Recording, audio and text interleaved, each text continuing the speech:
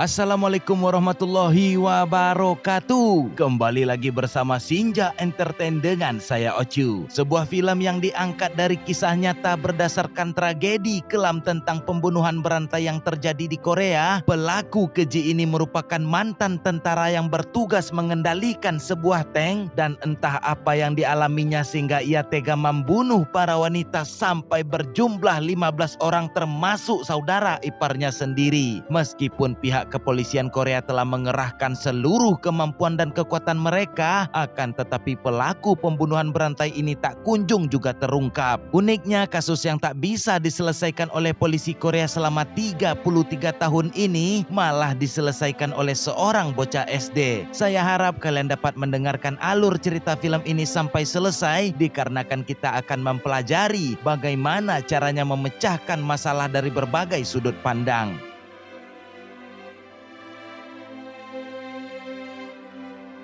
Berlatar pada tahun 1986 di Kecamatan Gyeonggi yang berada di Korea, kisah nyata ini dibuka dengan memperlihatkan seorang detektif lokal bernama Park Do-man menemukan mayat wanita di dalam gorong-gorong sawah dengan kondisi tanpa busana, tangan terikat, mulut disumpal, dan mata yang ditutupi celana dalam serta telah dikerubungi oleh serangga.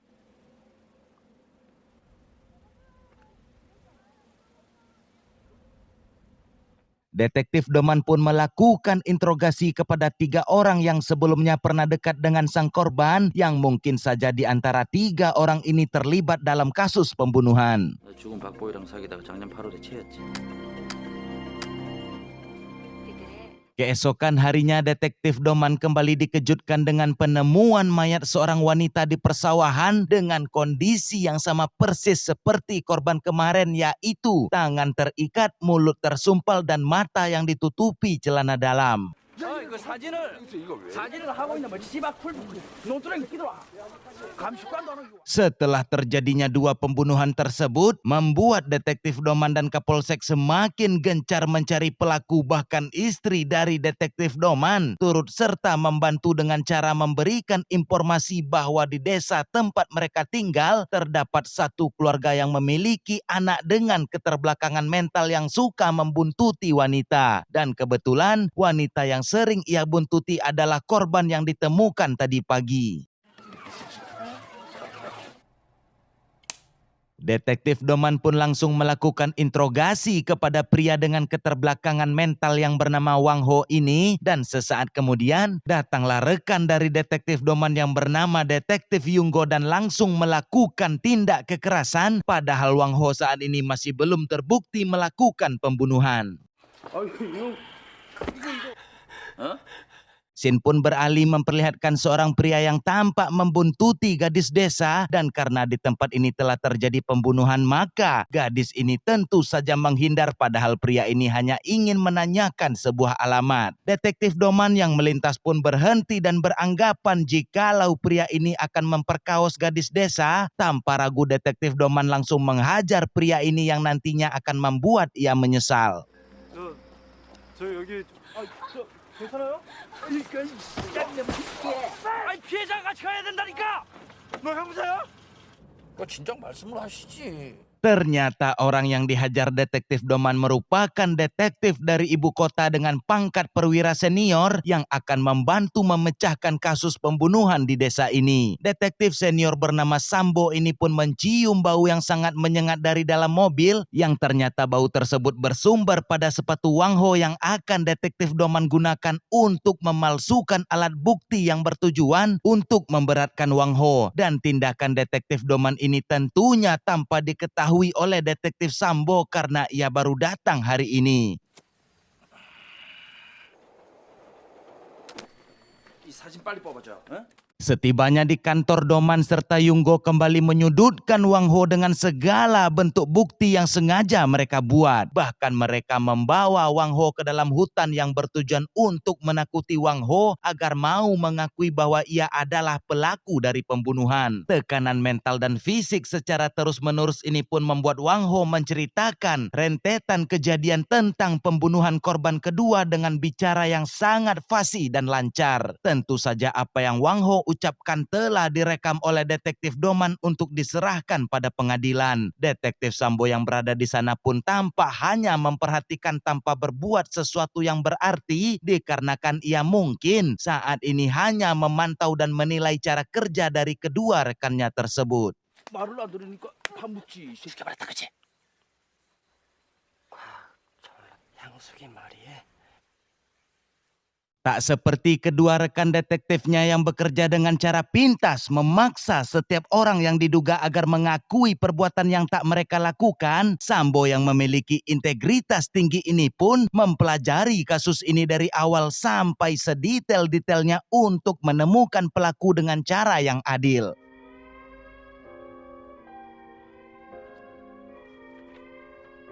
Keesokan harinya karena pengakuan Wang Ho tempo hari telah diserahkan pada pengadilan, maka dilakukanlah reka adegan pembunuhan yang dihadiri puluhan wartawan. Bapak Kapolsek, Detektif Doman dan Yunggo berfoto bersama karena mereka meyakini telah menangkap pelaku yang sebenarnya. Padahal para polisi ini memalsukan alat bukti demi nama dan jabatan. Tampak berbeda dengan Sambo yang melihat kedua tangan Wang Ho yang cacat ini pun mustahil baginya bisa membuat ikatan simpul pada tubuh korban terlebih lagi melakukan pembunuhan. Meskipun Sambo telah memberitahukan dan menunjukkan bukti bahwa Wang Ho tidak bersalah, akan tetapi Bapak Kapolsek yang ingin naik gaji dan jabatan ini pun tetap memaksakan kehendak pribadinya. Sehingga berujung pada ketidaklancarannya reka adegan yang dibuat-buat ini karena Wang Ho yang polos benar-benar tidak bisa membuat simpul. Terlebih lagi, ia menangis histeris ketika melihat ayahnya. Dan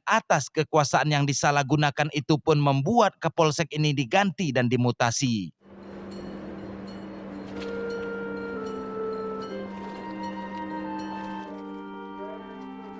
Doman pun menjelaskan detail kasus ini kepada Kapolsek hingga berjam-jam sampai membuat detektif Yunggo hampir tertidur. Meskipun demikian, Kapolsek baru ini pun tetap tidak puas dengan hasil laporan hingga akhirnya Kapolsek ini pun memutuskan turun langsung ke TKP. Dan dari hasil penyidikan pribadi Sambo sejauh ini, ia menyampaikan bahwa kedua korban dibunuh saat memakai pakaian yang berwarna merah. Serta kedua pembunuhan ini dilakukan saat sedang turun hujan. Bahkan Sambo mengatakan hal yang tidak diketahui oleh detektif lain bahwa korban saat ini telah berjumlah 3 orang tapi mayatnya belum ditemukan. Doman dan Yunggo yang hidup dan tinggal di desa ini serta mereka mengetahui tentang desa ini mempertanyakan keakuratan data milik Sambo. Dengan penuh keyakinan hanya dengan melihat peta Sambo memastikan lokasi di mana mayat itu berada. Maka dari itu ia meminta kepada Kapolsek agar diberikan 2 regu kepolisian untuk mencari mayat korban ketiga ini dalam waktu 2 hari saja. 비 오는 밤에 살해됐다고요. 죽은 여자가 빨간 옷을 입고 있었어요. 제명이라. 서린 절대 거짓말 안 하거든. 비 오는 날 빨간 옷. 정경 2개 중대만 붙여주십시오. Sambo pun mulai melakukan pencarian mayat bersama 2 regu kepolisian, sementara detektif Doman dan Yunggo hanya sibuk bergibah tentang kemampuan analisa prediksi Sambo. Dan benar saja sesaat kemudian, mayat korban ketiga pun telah ditemukan dengan kondisi yang sama persis dengan kedua korban sebelumnya. Dan dari sinilah detektif Doman dan Yunggo telah mengakui kemampuan dari Sambo. 티를 얼굴에 덮어씌운 것도 묶은 것도 똑같네. Atas rasa bersalahnya kepada Wang Ho, maka Doman pun membelikan sepatu bermerek Nike sebagai permintaan maafnya. Namun di sini detektif Sambo mengatakan jika ingin membelikan suatu barang tolong berikan barang yang bagus karena sepatu tersebut bukanlah Nike melainkan Niche. Di sini Doman kembali kesal kepada Sambo yang terlalu jujur dalam hal apapun. 맷정도 정이라더라. Selanjutnya para detektif ini melakukan sedikit hiburan dan tampak Doman sangat menikmati keindahan pada malam ini. Namun tampak berbeda dengan Sambo yang sepertinya taat agama ini tidak melakukan hal yang serupa. Dan ia lebih memilih merencanakan dan akan memancing pelaku pembunuhan untuk keluar dengan cara menugaskan seorang polwan memakai baju berwarna merah lalu berjalan sendirian di tempat yang rawan kejahatan.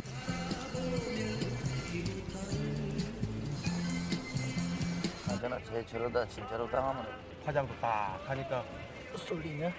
Pelaku pembunuhan yang tak kunjung keluar pun membuat mereka berteduh sebentar. Disinilah Bu Polwan bernama Ayu dan Sambo bertemu dengan dua orang anak sekolah yang menceritakan bahwa di belakang sekolah mereka terdapat sebuah gubuk kecil yang konon ceritanya di sana tinggal wanita gila yang suka membunuh. Tentu saja para detektif ini menganggap cerita itu hanyalah sebuah dongeng.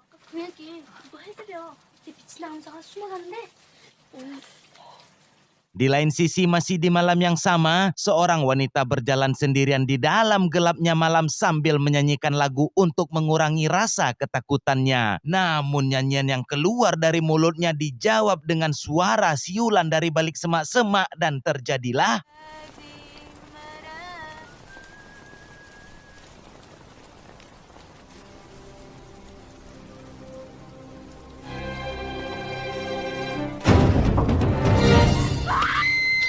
keesokan harinya wanita tadi malam pun telah menjadi mayat dengan kondisi yang sama persis seperti korban-korban sebelumnya. Tapi lagi-lagi meski ini merupakan kali keempat pelaku melakukan pembunuhan, tetap saja tidak ada satupun bukti kejahatan yang pelaku tinggalkan. Doman pun menyampaikan bahwa di dalam kasus perasololean biasanya selalu ada 1 atau 2 rambut bawah. Ingat rambut bawah yang tertinggal pada kemaluan korban. Maka Doman pun berpikiran bisa saja pelaku memiliki Joni yang botak tapi tidak podcast. Analisa praduga Doman yang konyol ini pun tak ditanggapi oleh Kapolsek dan Sambo. Hal tersebut dikarenakan tidak akan mungkin rasanya melorotkan celana orang yang dicurigai lalu melihat Joninya berambut atau tidak.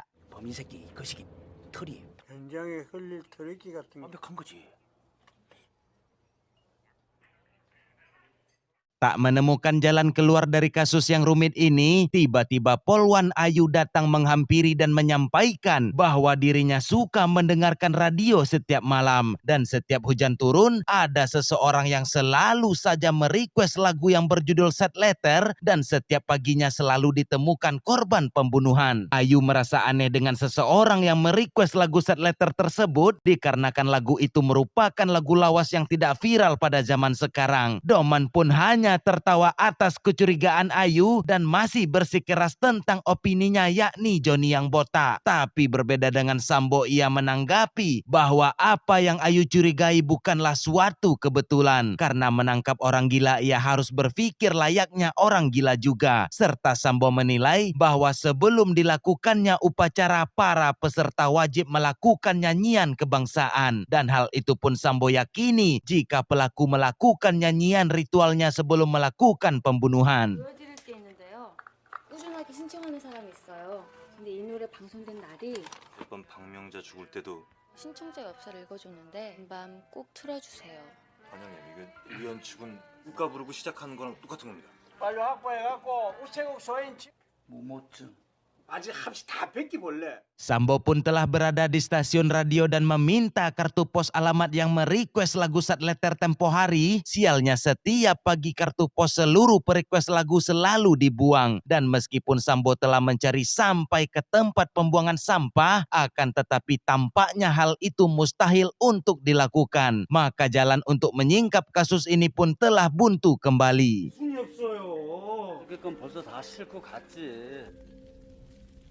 Tak berputus asa, Doman pun memilih menempuh jalur dukun untuk menemukan pelaku pembunuhan. Sang dukun pun memberikan tutorial dengan segala jimat yang diperlukan. Mereka pun segera melakukan apa yang disuruh oleh sang dukun, yaitu pergi ke tempat TKP lalu mengambil tanah di sana dan mencampurkannya dengan jimat untuk dituangkan pada kertas putih yang diyakini nantinya akan muncul wajah pelaku. Tanpa mereka sadari jelas-jelas sang dukun telah membodohi mereka. 그걸 잘 섞는 거야 이렇게.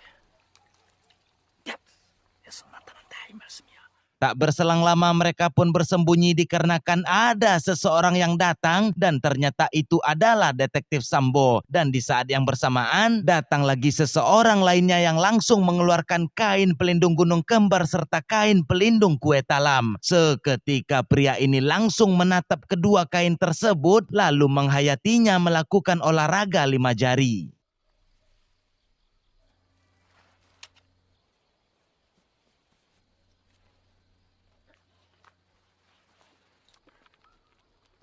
Pria itu pun sadar akan tidak sendirinya ia di tempat ini, maka ia pun segera pergi berlari secepat mungkin yang mengantarkan aksi kejar-kejaran ini ke dalam sebuah pabrik. Sempat kehilangan pria tersebut, secara kebetulan Doman melihat kancut wanita pada salah satu pria dan Doman menyuruh Yunggo untuk mengumpulkan mereka semua dan Doman berkata dengan sombong bahwa ia bisa mencari pelaku hanya dengan tatapan mata saja.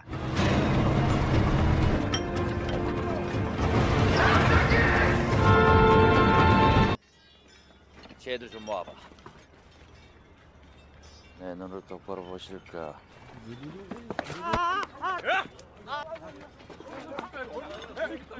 Diketahui pria ini bernama Tommy, ia pun beralasan melakukan demikian dikarenakan istrinya sedang sakit dan telah lama berpuasa batin. Yunggo pun pergi ke rumah Tommy untuk membuktikan perkataannya dan benar saja semua yang Tommy ucapkan benar adanya. Meskipun demikian, Doman dan Yunggo tetap melakukan kekerasan dan memaksa Tommy mengakui ia adalah pelaku dari pembunuhan. Bahkan yang lebih parahnya, kedua detektif ini menyuruh Tommy menghafal sebuah naskah yang berisi tentang rentetan tata cara melakukan pembunuhan. 딸이 좀 친 게 뭐 죄?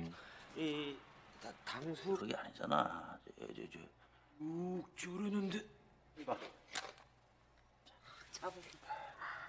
Sementara itu Sambo pergi ke sekolah karena teringat tentang cerita siswi yang berteduh saat hujan tempo hari. Sambo pun mencari siswi yang bernama Dini tersebut lalu membantunya menempelkan Hansaplas sembari menanyakan tentang cerita mengenai wanita gila yang tinggal di belakang sekolah. 그것 때문에 오셨어요? 여자라고 그 얘기를 한 사람이 뭐 누구라? Tak membuang waktu, Sambo pun mendatangi gubuk yang sama persis dengan rumah saya waktu di kampung dan di sana memang tinggal seorang wanita tapi beliau tidak gila melainkan mengalami trauma yang mendalam karena wanita ini merupakan satu-satunya korban yang berhasil selamat dari pelaku pembunuhan. Ia pun menceritakan semua yang dialaminya tapi ia tidak melihat wajah dari pelaku. Hanya saja ketika mulutnya dibekap oleh pelaku, ia merasakan tangan pelaku begitu lembut dan halus. Dan tentunya hal ini merupakan informasi yang berharga bagi pihak kepolisian. 그날 밤에 당한 거랑 팬티까지 씌웠는데도 얼굴 봤으면 손이 정말 부드러웠어요.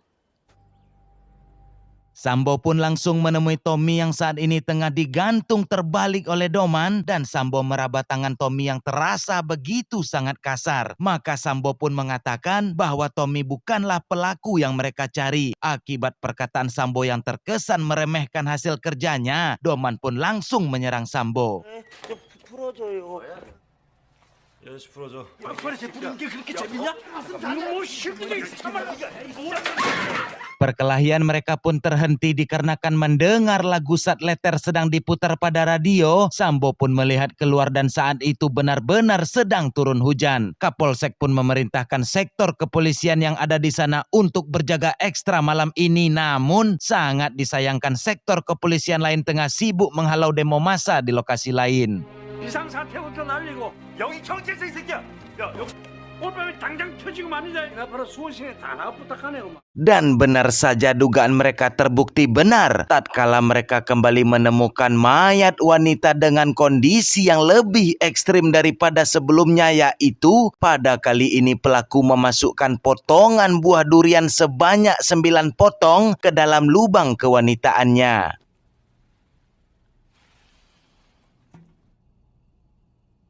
엽서 확보됐어요. 주소도 있고요. Akhirnya mereka pun telah mendapatkan alamat pos request lagu Sat Letter kemarin malam. Tanpa membuang waktu, Sambo dan Doman pun bergegas ke alamat yang merequest lagu Sat Letter tersebut.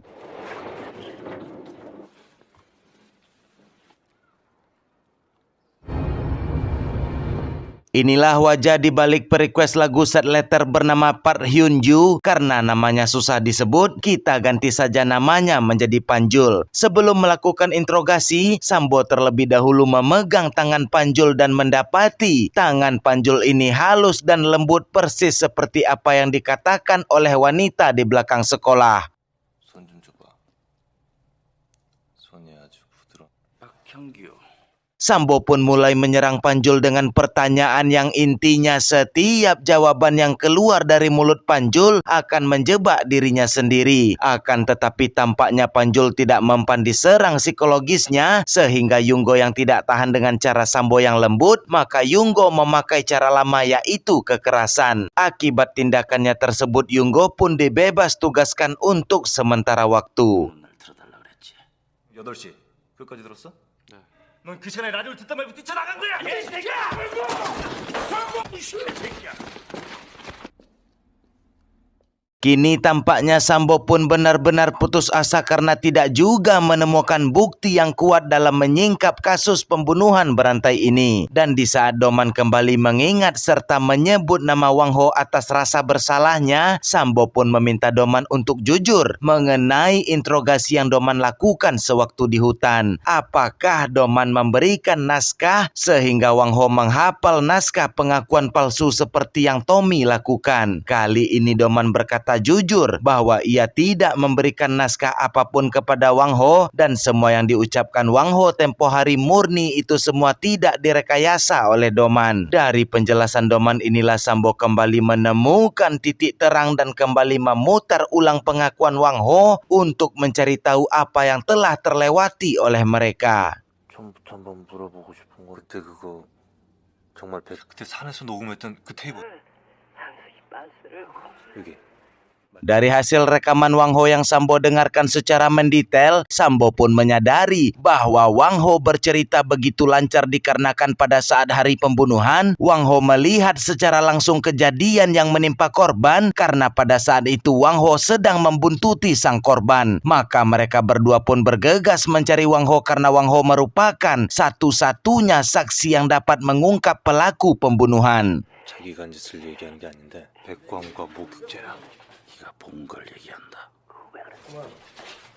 Sesampainya di angkringan milik ayah Wang Ho, mereka tidak menemukan Wang Ho akan tetapi mereka mendapati Yunggo sedang mabuk berat karena kecewa dengan keputusan Kapolsek. Yunggo yang dibawa kendali Homar tersebut berbuat onar dan merusak angkringan sehingga Wang Ho muncul. Ia memukul kaki Yunggo menggunakan 2 besi paku berkarat yang cukup panjang.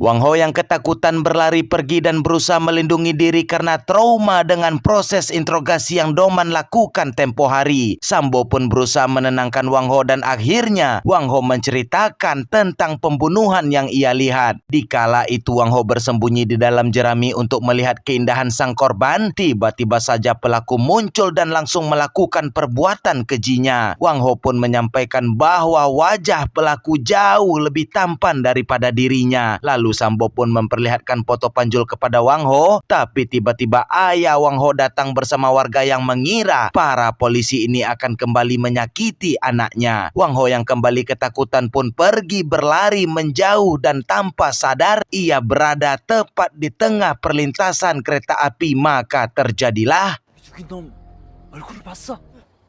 그래 여기 여러분들 속에서 자다가 잘생겨. 자. 야, 이거야, 이 새끼야. 너 찾는다고 임마. 야, 빨리.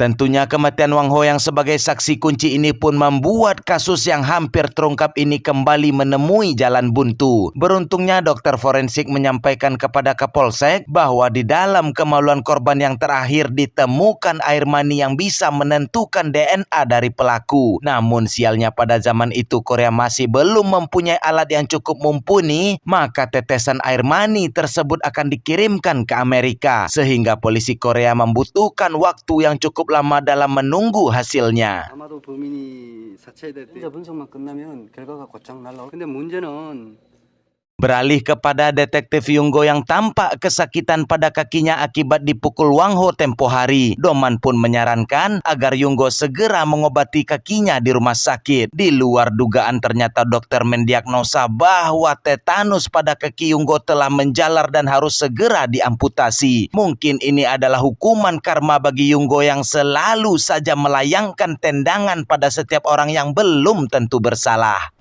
아니 못에 한번 질렸다고 그걸 가지고 뭐죠? 것이지. 천하의 비련 싹. 그러니까요. 읽어보고 서명. Malam harinya Sambo terus mengawasi dan mengikuti Panjul kemanapun ia pergi. Sialnya pada saat Sambo akan mengejar Panjul yang menaiki bis pun, mobil yang ia kendarai tidak bisa dinyalakan. Ia pun kembali ke kantor dan melaporkan pada Kapolsek bahwa jarak Panjul ke rumahnya hanya melewati sekitar 6 terminal. Akan tetapi polisi yang mengawasi rumah Panjul saat ini menyampaikan bahwa Panjul belum juga tiba di rumahnya. Sambo pun meyakini bahwa Panjul pasti turun di suatu tempat, sedangkan Kapolsek meminta Sambo untuk tetap tenang menunggu sampai hasil tes DNA air mani tiba di Korea. 버스 탄 데서 그놈 집까지 와서 내가 볼 땐 네가 미친놈이야. 좀 해라. 내까지 불안해지잖아. Scene pun beralih pada istri detektif Doman yang selesai membeli obat kurap untuk suaminya. Terlihat ia sedang berjalan sendirian dan sedang diawasi oleh pelaku dari balik pepohonan. Saat yang bersamaan, istri detektif Doman ini pun berpapasan dengan siswi sekolah dan seketika pelaku mengubah targetnya, maka terjadilah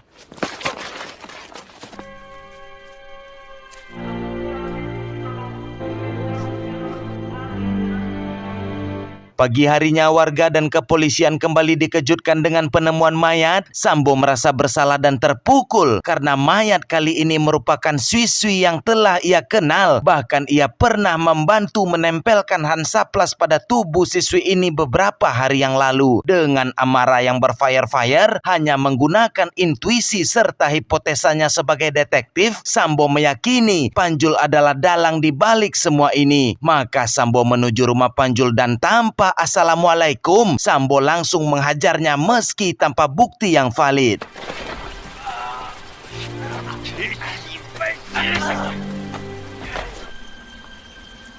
Tak berselang lama Doman pun datang menghampiri sembari membawakan berkas pengujian DNA air mani yang mereka tunggu-tunggu telah tiba. Dengan penuh semangat, Sambo membuka berkas tersebut dan terus berharap DNA-nya cocok dengan DNA milik si Panjul. Namun betapa terkejutnya Sambo ketika mendapati hasil DNA ini ternyata negatif dan tak bisa menyeret Panjul pada pengadilan. Sambo pun benar-benar frustasi sampai meneteskan air mata atas ketidakkemampuan polisi dalam menangkap kasus pembunuhan berantai ini. Sambo tak mampu menahan amarahnya dan bersiap melepaskan tembakan. Namun hal tersebut dicegah oleh detektif Doman yang menyuruh Panjul untuk segera meninggalkan tempat ini.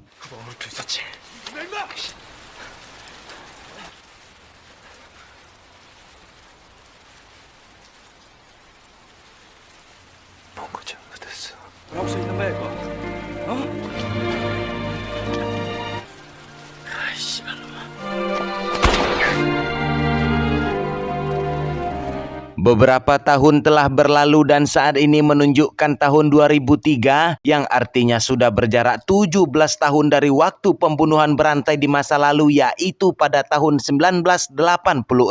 Terlihat di masa sekarang Doman tidak lagi bekerja sebagai petugas kepolisian, melainkan saat ini ia bekerja menjadi sales di PT BES. Ia pun melintasi desa Gyeonggi dan seketika berhenti sebentar karena mengingat di desa inilah ia gagal menjadi seorang detektif. Doman pun bernostalgia dengan melihat gorong-gorong, yang mana gorong-gorong sawah ini merupakan tempat korban pertama ditemukan.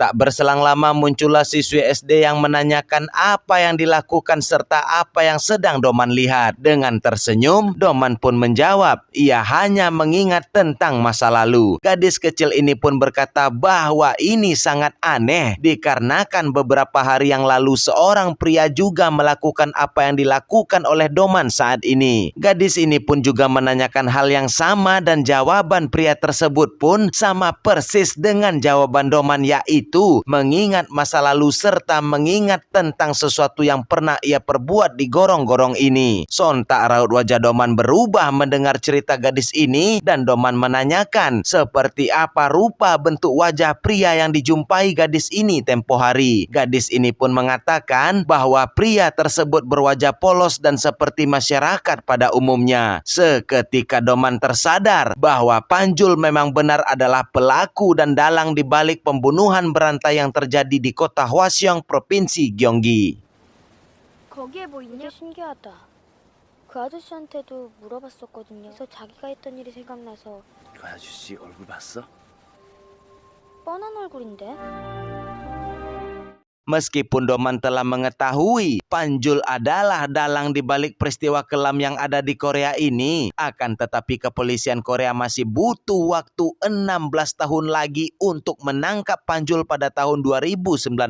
Yang jika kita total berjumlah 33 tahun untuk menangkap pelaku. Ini adalah wajah asli pelaku pembunuhan berantai tersebut yang bernama asli Lee Chun-jae. Ia telah melakukan pembunuhan sebanyak 15 orang dan 30 kali kasus perasololean lainnya. Uniknya saat ia telah ditetapkan sebagai tersangka pembunuhan berantai di kota Hwaseong, ternyata ia telah dipenjara selama 20 tahun atas kasus yang berbeda, yakni kasus membunuh saudara ipar dan memperkawasnya. Serta kasus ini termasuk dalam 3 kasus misteri terbesar yang ada di Korea, membuat banyaknya polisi yang dipecat karena tak bisa mengungkap kasus ini. Untuk lebih mendetail, kalian bisa mendengarkan cerita nyata yang menyeramkan ini di channel Korea Rumit, seorang opa Korea asli dengan bahasa Jawa yang medok tapi pastinya beliau sangat kiowo. Link videonya saya letakkan di deskripsi.